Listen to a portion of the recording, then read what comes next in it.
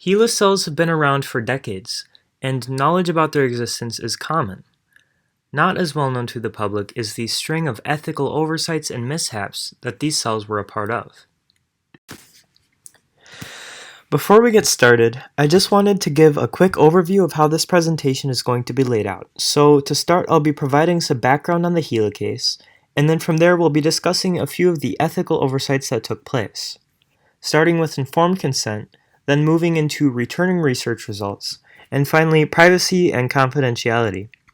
To close out the presentation with a call to action and bring this from a history lesson to a plan for future researchers, I'll end with some recommendations to help avoid these oversights in the future.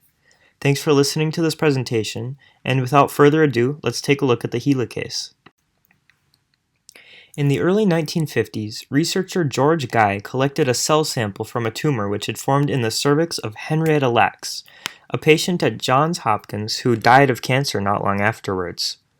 The cells turned out to be capable of dividing indefinitely, and became the first human cell line to do so, leading to a great deal of medical advancements in multiple fields of research.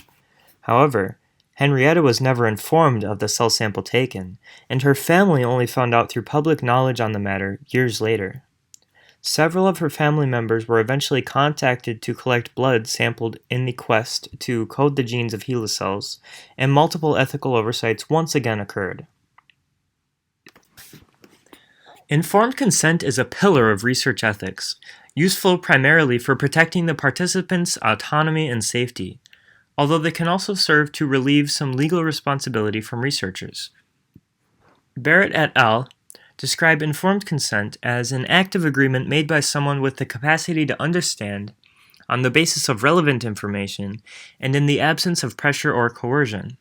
In other words, informed consent cannot be obtained unless the research participant fully understands what they're agreeing to, feels no pressure to agree to it, and then does indeed agree to it. When the initial cell sample was taken from Henrietta, she had no idea it even happened, meaning informed consent was, of course, not present. When blood samples were later taken from several members of the Lacks family, efforts were at least made to inform them and obtain consent, but they were not properly informed, and there is evidence of pressure to agree as well.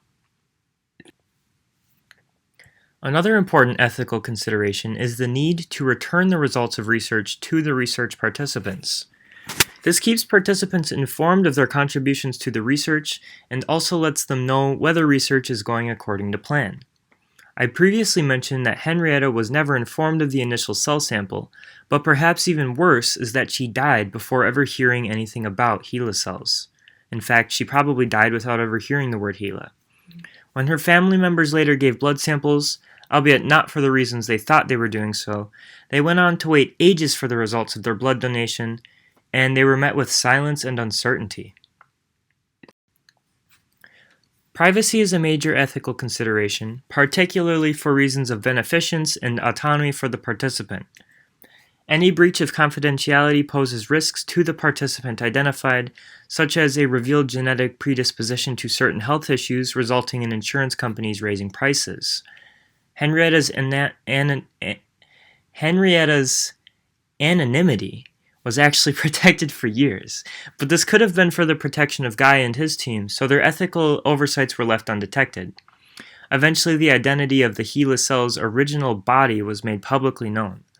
When blood samples were taken from the Lacks family, they were used to uncover the genetic code of HeLa cells, but the genetic markers of the family members were then revealed publicly as well, which is a blatant disregard for privacy. 4 recommendations to avoid these oversights in the future come to mind. The first has to do with informed consent and how researchers utilize it. Oftentimes, informed consent is used almost like a tool to relieve researchers of legal or ethical responsibility in the event of an adverse outcome to the participants. Shifting the norm away from this and towards aiding the participant in fully understanding the situation will improve participant autonomy and comprehension.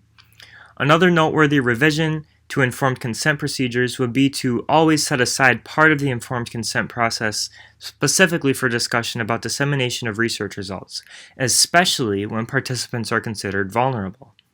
This will again improve comprehension and will also help to avoid lackadaisical breaches of privacy. Speaking of discussion, Standardizing a discussion period with every research result return stage would be a fantastic way to touch base with participants, ensuring they can ask any questions needed, refresh talks about dissemination of results, and reaffirm informed consent. Finally, standardization of reassessing privacy concerns at every discussion session would help keep the researchers and participants on the same page, avoiding unexpected breaches of privacy and keeping lines of communication open and free. Alright, thank you for taking the time to listen to this presentation, and here are the references I used in making it.